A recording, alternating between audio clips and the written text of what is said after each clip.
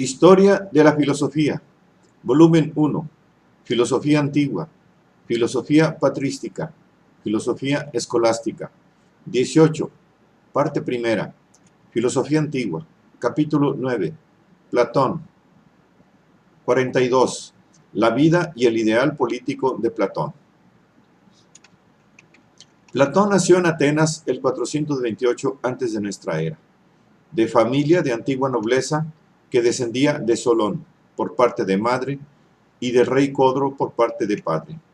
Se sabe poco de su educación.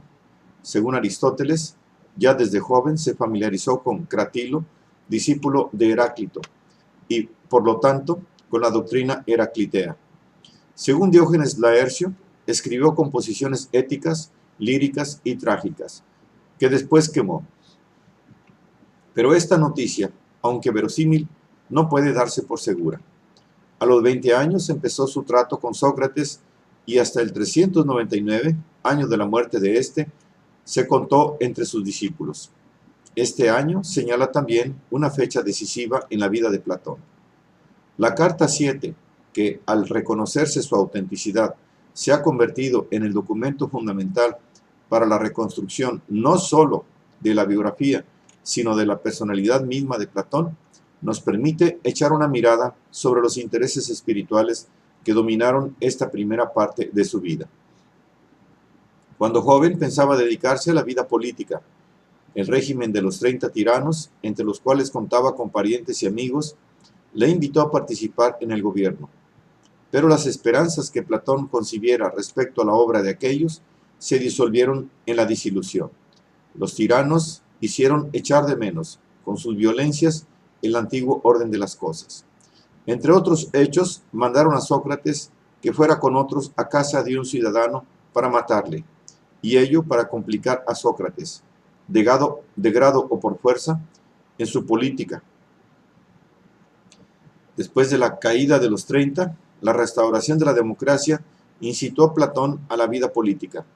Pero entonces aconteció el hecho decisivo que le asqueó para siempre de la política de su tiempo, el proceso y la condena de Sócrates. Desde aquel momento, Platón no cesó de meditar sobre el modo cómo sería posible mejorar la condición de la vida política y la entera constitución del Estado, pero difirió su intervención activa para un momento oportuno. Se dio cuenta entonces que dicha mejora solo podría efectuarse mediante la filosofía. Vi que el género humano no llegaría nunca a libertarse del mal si, primeramente, no alcanzaban el poder los verdaderos filósofos, o los rectores del Estado no se convertían, por azar divino, en verdaderos filósofos. De las experiencias políticas de su juventud, experiencias de espectador y no de actor, sacó Platón, pues, el pensamiento que había de inspirar toda su obra. Solo la filosofía puede realizar una comunidad humana fundada en la justicia. Después de la muerte de Sócrates, marchó a Megara, junto a Euclides, y más tarde, por lo que dicen sus biógrafos, se fue a Egipto y a Cirene. Nada sabemos de estos viajes, de los cuales nada dice la carta 7. No son, empero, inverosímiles, y el viaje a Egipto puede ser considerado como probable en los diálogos. Su primer viaje seguro, que es también el primer acontecimiento importante de su vida exterior, es el que hizo a Italia meridional. Conoció en tal ocasión a las comunidades pitagóricas, sobre todo por conducto de su amigo Arquitas, señor de Tarento, y en Siracusa trabó amistad con Dion, tío de Dionisio el joven. Se dice que Dionisio el viejo, tirano de Siracusa, temeroso de los proyectos de reforma política expuestos por Platón, le hizo vender como esclavo en el mercado de Egina. No sabemos si la responsabilidad del hecho corresponde realmente a Dionisio. Había guerra entre Atenas y Egina, duró hasta el 387, y un accidente de tal cariz podía producirse fácilmente. Cierta es, eso sí, la venta de Platón como esclavo y su rescate gracias a Aniceris de Cirene. La tradición relaciona con tal hecho la fundación de la academia, para la cual se empleó el dinero del rescate, dinero que fue rechazado ¿Cuándo se supo de quién se trataba? Nada se sabe de cierto a este propósito, pero se puede decir que, al regresar Platón a Atenas, aquella comunidad de libre educación que Platón acariciaba en su mente, obtuvo forma jurídica y, siguiendo el modelo de las comunidades pitagóricas, se constituyó en asociación religiosa. Esta era, por otra parte, la única forma que podía legalmente adoptar en Grecia una sociedad cultural. Se trataba de una forma que no excluía ningún género de actividad, ni siquiera profana o recreativa. Cuando Dionisio el joven sucedió a su padre en el trono de Siracusa, en el 367 antes de nuestra era, Dion llamó a Platón para dar su consejo y su ayuda a la realización de la reforma política que había sido siempre su ideal. Después de algunas vacilaciones, Platón se decidió. No quería aparecer ante sí mismo como hombre de pura teoría, ni quería abandonar ante el eventual peligro a su amigo y compañero Dion. Marchó, pues, a Siracusa, pero aquí la posición de Dion era débil. Chocó con Dionisio, que le desterró. Platón permaneció allí algún tiempo, en calidad de huésped de Dionisio, y procuró iniciarle e impulsarle hacia la investigación filosófica tal como él la concebía.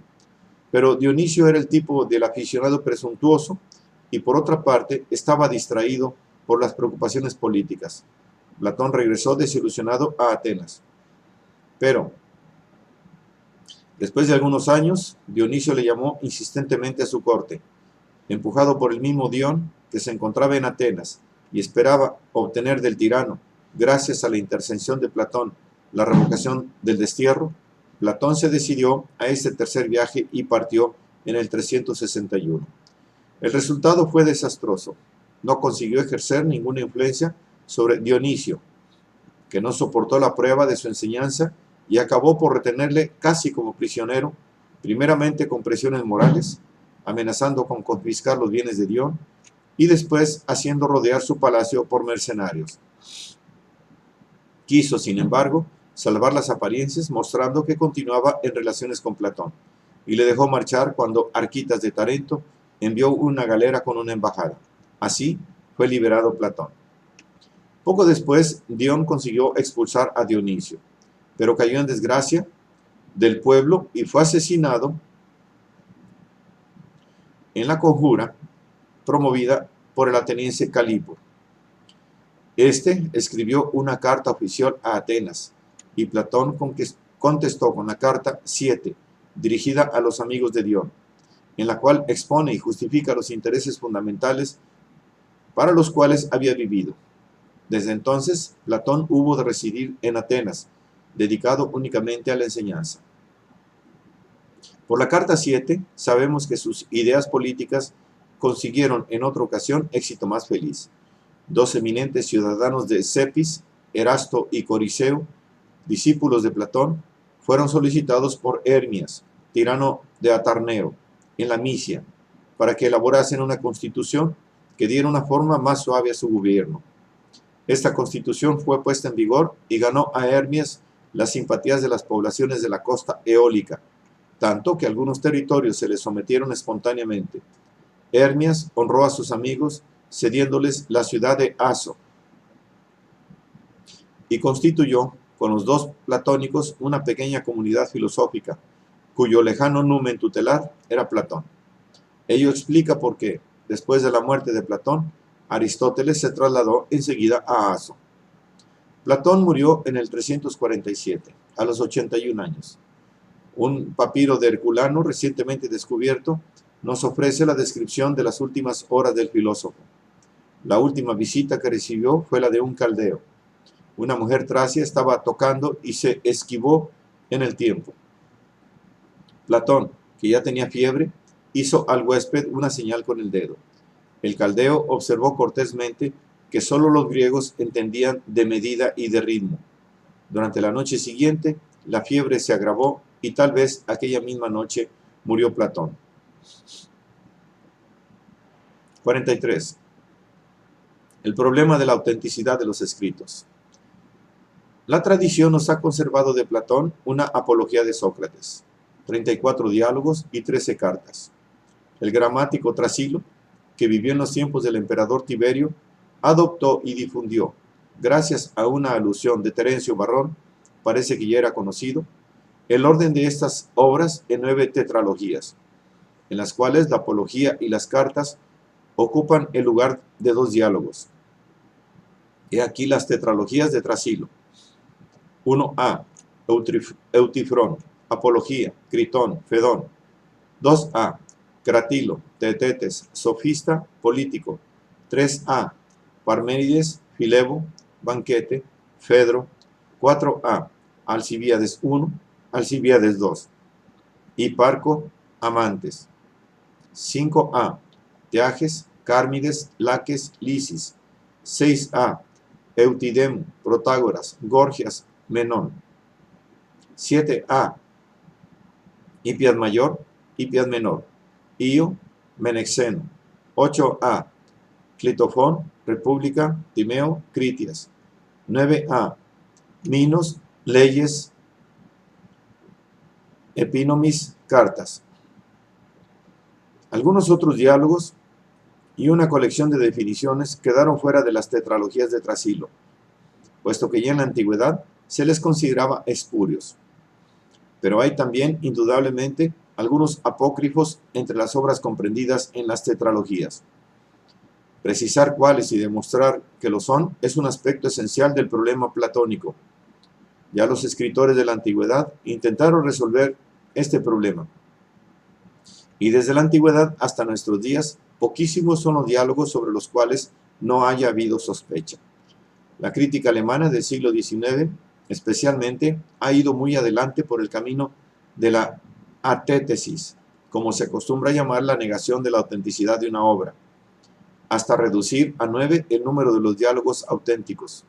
Una saludable reacción a esta tendencia que acababa atribuyendo a compiladores anónimos obras que son altísimas manifestaciones de pensamiento y de arte. Se ha adueñado de la crítica moderna, que pronuncia la atétesis solo para las obras cuyo carácter apócrifo resulta evidente por sus elementos materiales o formales. Los criterios para juzgar la autenticidad de las obras platónicas son los siguientes. Primero, la tradición. Que los escritos antiguos hayan considerado auténtico un escrito es siempre una presunción fortísima en favor del escrito, a menos que haya en él elementos positivos en contra. Este criterio, sin embargo, no es decisivo por sí solo. Segunda, los testimonios antiguos, debido a escritores que han comentado o criticado las obras de Platón, particular valor probatorio poseen las citas de Aristóteles, elevadas por algún historiador moderno, por ejemplo Seller, a la categoría de prueba. Pero tampoco este criterio es decisivo, porque algún diálogo indudablemente platónico, por ejemplo el Protágoras, no es citado por Aristóteles. Además, estos testimonios obedecen a veces a criterios de escuela, como en el caso de Proclo, quien declaró apócrifos la República, las leyes y las cartas.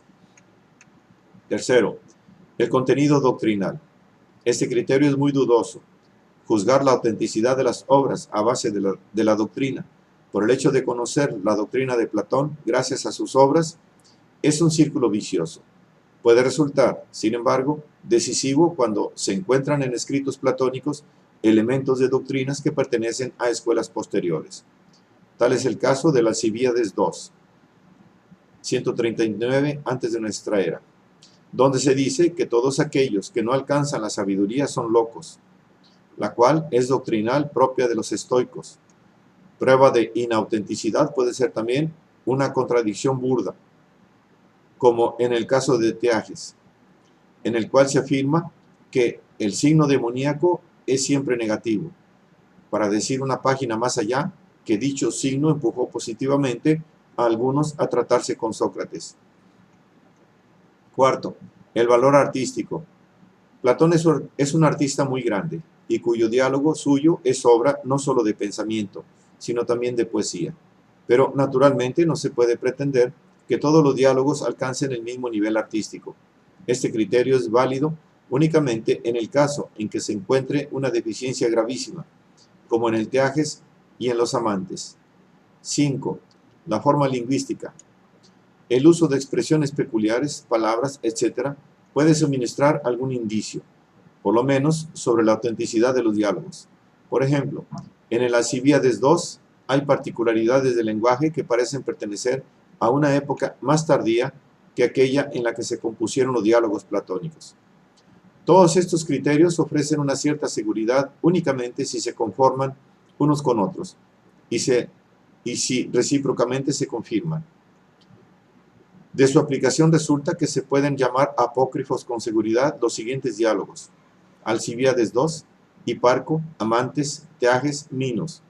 Pueden subsistir dudas sobre el Alcibíades I, el Hipias Mayor, el Ión, el Clitofón y el Epinomís, pero tales dudas no excluyen que algunos de ellos se puedan utilizar como fuentes de la doctrina platónica, con la cual no contrastan en ningún punto.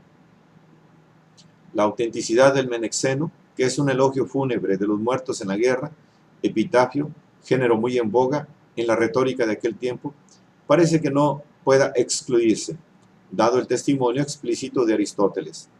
Pero el sarcasmo de su presentación, sus incongruencias, sus anacronismos, son tales que obligan a considerarlo como simple parodia de un género literario muy usual. En cuanto a las cartas, después de haberse borrado casi por unanimidad del corpus platónico, la crítica moderna va reconstruyendo la misma unanimidad en aceptarlas como genuinas. Y de hecho, aparte de la primera, son documentos importantísimos para la vida y el pensamiento de Platón. La carta 7 llega a colocarse cerca de los diálogos fundamentales para la interpretación del platonismo.